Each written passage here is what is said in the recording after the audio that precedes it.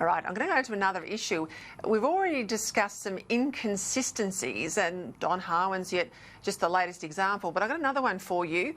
Today, Queensland's Chief Health Officer, Jeannette, she granted a special exemption to the government's isolation restrictions, allowing up to 80 people to attend the funeral of an Indigenous elder in Mackay. Tim Mander, he's Queensland's Deputy LNP leader. He joins me now from Brisbane. Thanks very much for your time, Tim. It's the inconsistency, I think, that's really getting under people's craw. We listened to Greg Hunt, the Federal Health Minister, today say this is a make or break weekend. This is where we can really make some huge gains on Australia's trajectory, and we know people are desperate to get back to work. We know we want the economy to start up again. But there's a different rule, I guess, if you're some people in Queensland. Peter, you're right. This is a decision that is just plainly wrong. As is the case right around the country, there's a limitation on the number of people that can attend a funeral at the moment because of the social isolation rules, and that's 10.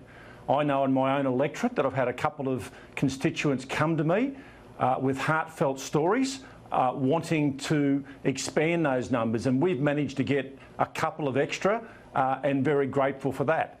But we have an example of not of a couple of extra, but of 70 extra people at a time when the messaging is that we have to do the right thing, we have to socially isolate, and in this particular case, the message has also been that our Indigenous communities are incredibly vulnerable. And what do we have here? It seems just to fly in the face of every message that we've been given. It's inconsistent, it's not equal treatment of every Queenslander or every Australian, and it's just plain wrong. There's a lot of people who, and I'm not just talking about the coronavirus death toll here, but there are a lot of people over the last sort of 6 weeks have lost people they love in their lives, and they've had to obey the rules. I listened to a case on radio where the man that died had, I think, 11 children, and obviously that meant all 11 children couldn't attend the funeral. Exceptions were made. I think they took it up to 12 or 13 in that case, but they're modest exemptions. This is an extraordinary exemption to go from 10 to 80. What was the rationale? Well, the rationale was that this person was a significant elder. But look, when anybody loses a loved one, that is a significant person. And the pain is no less in families when they lose a loved one. So, it's an issue that's caused great pain for people. How do I justify to my constituents that your loved one is not as worthy as somebody else's loved one?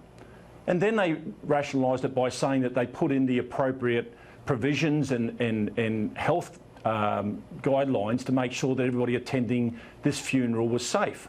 Well, why weren't those provisions, or why aren't those provisions applied to everybody that loses a loved one? Quickly, how many people, we know with a lot of Indigenous ceremonies, not just funerals, people will travel big distances.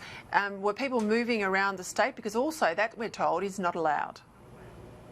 That's exactly right. I mean, we've been told to stay in our own village, in our own local suburbs, and of course there's no doubt that people would have had to travel to go to this funeral.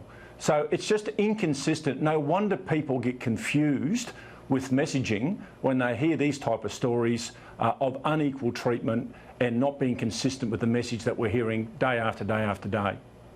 Well, I hope you pursue it with the health officials, but also the government up there, because you can't shut your borders and then also turn around and have 80 people at a funeral and call yourself a consistent government. Tim Mander, thanks very much for your time tonight. Thanks, Peter.